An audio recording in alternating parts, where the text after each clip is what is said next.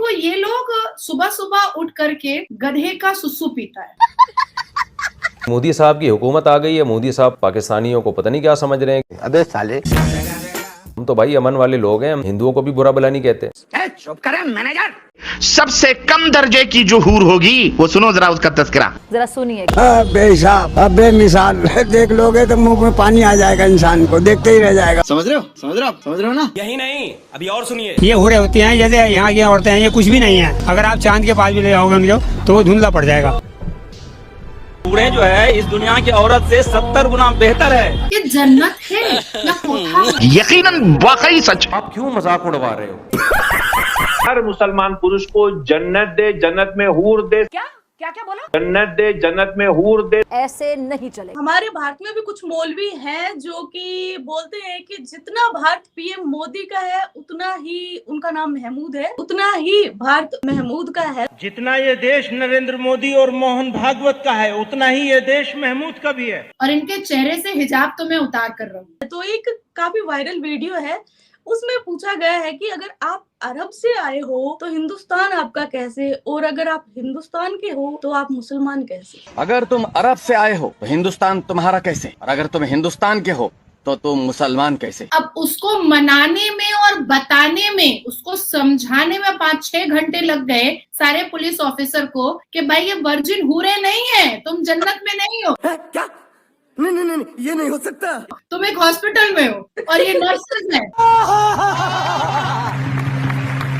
तो कैसे हो किटकैट्स? आई होप अच्छे होगे, मैं भी अच्छी हूँ। आज हमारे साथ है नाजिया मैम। मैम आपका पहले तो बहुत बहुत धन्यवाद, स्वागत है हमारे यूट्यूब चैनल किट्टू राव पर। वंदे मातरम, भारत माता की जय। तो कैसे हो किटकैट्स ना? किटकैट्स मैम, आपने जो कल परसों एक डॉक्टर को इतने अच्छे से धोया कि मतलब मैं क्या बोलूं। वैसे तो मैं आपके सामने कुछ बोल ही नहीं सकती, लेकिन वो वीडियो देखने के बाद तो पूछो मत। खैर, पाकिस्तानी हर टाइम जाहिलता दिखाते रहते हैं। अभी एक मौलाना मोदी जी से गुहार कर रहे हैं तो मोदी साहब से आप बोले मुझे वीजा दिला दें, मैं फौरन से पहले आ जाऊंगा। और दूसरी तरफ बोल रहे हैं कि है ना, हिंदुस्तान का बेड़ा गर्क कर दिया मोदी जी ने। मोदी साहब ने आगे साहब कई बेड़ा गर्क किया हुआ है वहाँ पे। साथ में जो हिंदुस्तान में जो मुस्लिम लोग हैं उनको पीसा जा रहा है। मुसलमान तो मिनोरिटी में है, वो तो पिस रहे हैं। फिर वहाँ जान की अमान भी पता नहीं है कि नहीं है। तो मैं पूछना चाहती हूँ कि जब पिस रहे हैं तो भाई आप क्यों पिसना चाहते हैं यहाँ आकर?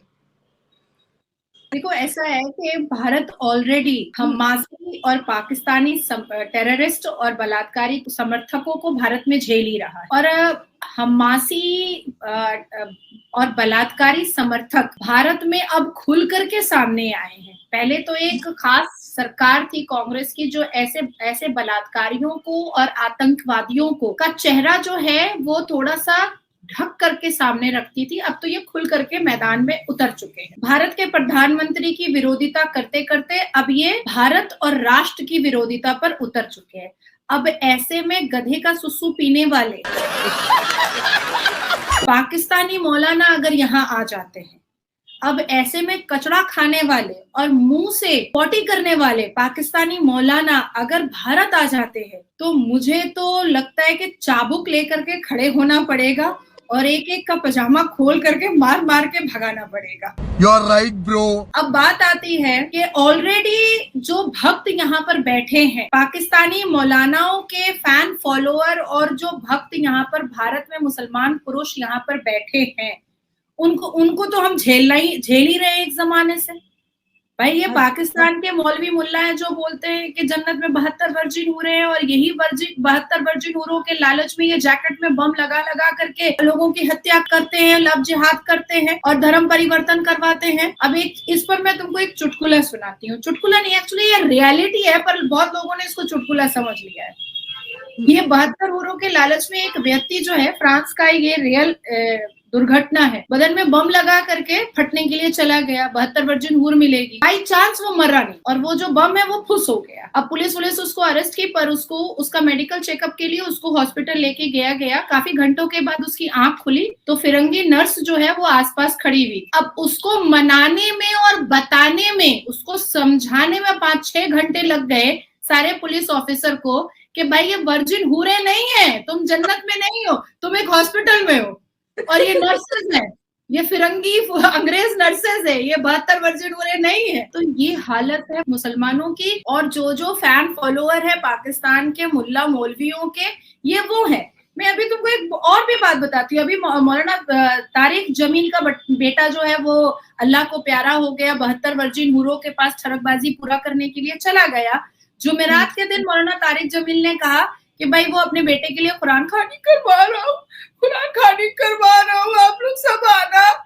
और 2 दिन पहले मुफ्ती तारिक मसूद ने कहा था कि जो भी इस्लाम के मानने वाले हैं, जो भी प्रॉफिट मोहम्मद सल्लल्लाहु अलैहि वसल्लम के मानने वाले और उनके वसीले से आते हैं और सुन्नत रसूल मानते हैं, कुरान खानी कभी नहीं करवा सकते, कुरान खानी नाजायज है। कभी नहीं देखा कि हजरत अबू बकर का इंतकाल हुआ तो आपने देखा कि हजरत उमर ने कुरान खानी करवाई हो।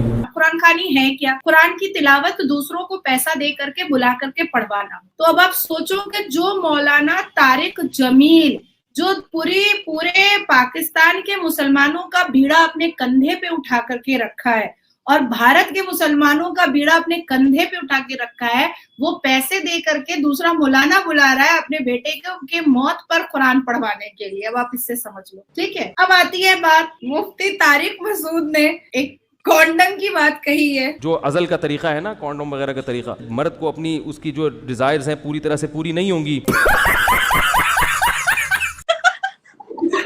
मैं जानती हूँ कि फिर मुझे लोग गाली गलौज मुसलमान लोग करेंगे, मैं जानती हूँ, लेकिन मुझसे रहा नहीं जा रहा है।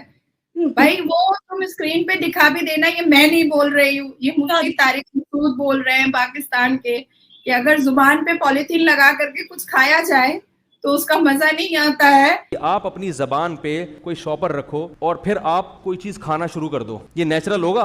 तो इसी तरीके से कॉन्डम लगा करके सेक्स ना किया जाए, समझ रहे हो ना, तो उसका मजा नहीं आएगा। और बच्चे अल्लाह की देन है, वो तो पैदा करते चले जाओ। तो इस टाइप के मौलाना, इस किस्म के बंदर छाप, गटर छाप, मदरसा छाप मौलानाओं को वीजा, मैं तुम्हारे चैनल के माध्यम से मोदी जी से आग्रह करती हूँ, पैर पकड़ करके भीख मांग रही हूँ, मत दीजिएगा वीजा। और अगर सीमा गुलाम हैदर की तरह अगर घुस करके सुरंगों के नीचे से और तारों के पीछे से आ भी जाता है, तो सीमा गुलाम हैदर तो दाल मूंग रही है, बहुत बड़ी पक्की हिंदू बन गई है भाई। कम से कम इन लोगों को मत रहने दीजिएगा, वापस भेज दीजिएगा। देखो ये लोग सुबह सुबह उठ करके गधे का सुसु पीता है और घर में जो कचरा फेंकने के लिए हम लोग डस्टबिन में रखते हैं, ये लोग वो कचरा खाता है। तो इनके दिमाग से सिर्फ कचरा निकलता है। और हमारा भारत ऐसे ही 14% एक डरी हुई कौम से हम लोग परेशान है ही हैं। और हम लोगों को किसी ठरकबाज मौलाना की जरूरत नहीं है जो यहाँ पर है, जैसे मौलाना साजिद रशीदी। क्या कम है भाई, क्या कम है मौलाना साजिद रशीदी? वो हमें बकरियों से सेक्स करवा देते हैं। औरतें कुत्ते बिल्लियों के साथ नहीं पकड़ी जाती? नहीं, मैंने तो नहीं देखा। आपने नहीं देखा?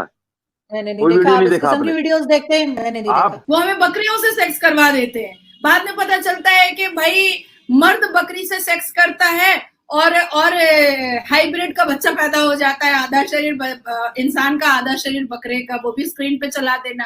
तो ऑलरेडी मौलाना साजिद रशीदी और मौलाना मदनी तो है ही है हमारे पास, एक से एक एंटिक नमूना तो है भारत में। हमें अब मौलाना तारिक मसूद की जरूरत नहीं है, मौलाना तारिक जमील की जरूरत नहीं है, इन सब की हमें जरूरत नहीं है भारत को। भारत ऑलरेडी झेल रहा है और बड़ी मुश्किल से झेल रहा है। मैम इनका एक और है कि ये जो बोलते हैं कि औरतें जो मेकअप करती हैं, परफ्यूम लगाती है ना, वो जन्नों में जाएंगी, और खुद मौलाना 10 किलो पुटी लगाकर फिर वीडियो बनाते हैं। ब्यूटी में एक इस्लाम ने पाबंदियां लगाई हैं। मैं तो कोर्ट वोट से दिल्ली का स्टूडियो था, एक बड़े चैनल का नाम नहीं लूंगी मैं, तो मेकअप रूम में बैठे हुए थे एक मौलाना साहब, और मैं वही कोर्ट में थी, कोर्ट से निकली थी तो कोर्ट के यूनिफॉर्म में थी। मैं गई, मुझे कहा भी गया कि, लेकिन एवरीवन नोस के नाजिया करती नहीं है, जिस हालत में रहती है वैसे ही बैठ जाती है। तो मैंने कहा कि ये हराम नहीं है क्या, ये जो आप अभी किए हैं लाली पाउडर, जो आप ये जो सफेद पुट्टी वुट्टी लगाए हैं, ये सब हराम नहीं है क्या? अरे छोड़िए, जाने दीजिए, ये सब कोई देखने थोड़ी जा रहा है। और पता है तुमको 20 मिनट के बाद मेरे से पूछ रहा है आपका हिजाब कहाँ है? मैंने कहा कितना अजीब आदमी है ये। तब मैंने उससे बहुत, मैं मतलब परेशान हो गई। तब मैंने उससे पूछा कि मैं आपसे पूछना चाहती हूँ, 4 मुस्लिम ममालिक का मैं नाम पूछती हूँ और वो चारों की चारों जो है प्राइम मिनिस्टर रही हैं उस मुस्लिम मुल्क की, उनका हिजाब के बारे में आप मुझे बताइए। तो शेख हसीना, बांग्लादेश की प्राइम मिनिस्टर, हिजाब कभी देखा है? नहीं। बेगम खालिदा जिया, कभी हिजाब देखा है? तुर्की की तंसु सिलर मुस्लिम है। Indonesia is a Muslim country, हिजाब नहीं। बेनजीर भुट्टो, पाकिस्तान, कभी हिजाब देखा उसका? कभी भी हिजाब नहीं देखा। उसके बाद इंडोनेशिया, मेगावाती, कभी हिजाब नहीं देखा। प्रॉफिट मोहम्मद सल्लल्लाहु अलैहि वसल्लम के खानदान से आई हुई शाह हुसैन जॉर्डन की 4 बीवियां, चारों कभी हिजाब नहीं पहनती हैं। इवन कभी कभी वेस्टर्न आउटफिट्स भी पहनती हैं और सामने आती हैं कैमरा के। तो प्रॉफिट मोहम्मद से ज्यादा बड़ा मुसलमान ये है क्या, मौलाना साजिद रशीदी? तो मैं ऐसे मौलानों से पूछ लेती हूँ कि इन लोगों का हिजाब मुझे बताइए ना, जरा बता दीजिए कहाँ पर हिजाब पहन रही। शेख हसीना को तो मैंने हमेशा साड़ी में देखा, बेनजीर भुट्टो को तो मैंने 5-5 केजी मेकअप में देखा है भैया, वो तो जबरदस्त मेकअप करती थी। इमरान खान जो फॉर्मर प्राइम मिनिस्टर पाकिस्तान का, वो तो 1 नंबर का ठरकबाज है। फोन का वो ठरकी वाला बात हम लोग सुने थे ना, मैं शर्मा गई थी कि इतना उम्र दराज आदमी इतनी ठरकी बातें कैसे कर सकता है। मतलब अपना उम्र का भी एक लिहाज होता है इंसान को, कि इतने उम्र में आने के बाद भी इतनी अश्लीलता की हदों को पार करता हुआ मुसलमान, जी। मैं तो सोच में पड़ जाती हूँ कि पाकिस्तान एक इस्लामिक देश है, फिर वहां पर तवाइफ खाना, मुजरा खाना, रेड लाइट एरिया क्या कर रहा है?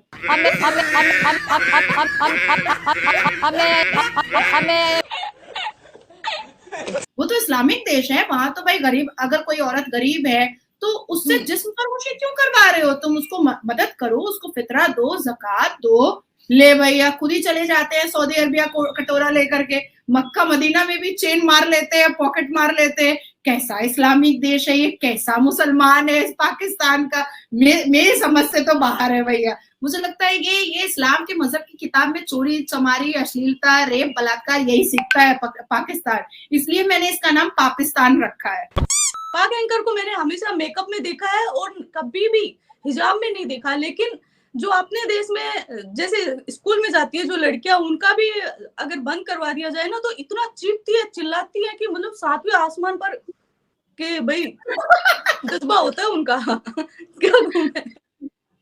अरे भाई देखो, इनको अपने पाकिस्तान में ये अफगानियों को, यहूदियों को, वहाबियों को, अहमदियों को, शियाओं को, क्रिश्चियंस को, हिंदुओं को हर रोज डिप्राइव करते हैं, मारते हैं, कूटते हैं। 9-9 साल की बच्ची को कंधे पे उठा करके ले जा करके बलात्कार करते हैं और एक अरबिक वर्ड बोल देते हैं, निकामुत्ता, अरबिक वर्ड बोल देते हैं। उसमें इनका सारा बुराई, इनकी सारी अश्लीलता को ये अरबी वर्ड दे करके छुपाना चाहते हैं। पर ये कहते हैं पाकिस्तान के मेन स्ट्रीम मीडिया में बैठे बैठे, जज्बाती कौम है, जज्बे वाली कौम है, हम कर देंगे, हम मर देंगे, गजवाए हिंद करेंगे। अरे रोटी नहीं मिल रही है, गजवाए हिंद करेगा। पेट में अन्न नहीं है, गजवाए हिंद करेगा। ये कहता है भारत सेक्युलर होना चाहिए। भाई तू कितना सेक्युलर है, पहले इसका बयानबाजी कर थोड़ा। तू कितना सेक्युलर है भाई? मजहब नहीं सिखाता आपस में बैर रखना, चलो मान लिया, तो फिर पाकिस्तान की 21% माइनॉरिटी 1% में कैसे आ गए भैया? अगर मजहब नहीं सिखाता है आपको आपस में बैर रखना, तो आपने तो बड़ा गाना गाया है कि मजहब सिखाता है आपस में बैर रखना। आप तो अपने यहाँ कर रहे हो और हमारे यहाँ सारे मुसलमान रोज मोदी जी को गाली भी दे रहे हैं और यहीं का खा भी रहे हैं, यहीं लुंगी उठा के हक भी दे रहे हैं और फिर भी कह रहे हैं कि अरे भारत सेक्युलर नहीं है, भारत में मुसलमानों को बहुत तकलीफ दी जा रही है, भारत में मुसलमानों को बहुत तकलीफ दी जा रही है। कब देखा बे? कब पता चला? कौन? अवेसी का स्पीच से तू बड़ा खुश हो रहा है। यहाँ अवेसी को अगर लोग पसंद कर रहे होते तो 10 अवेसी तो पार्लियामेंट के अंदर होता ना।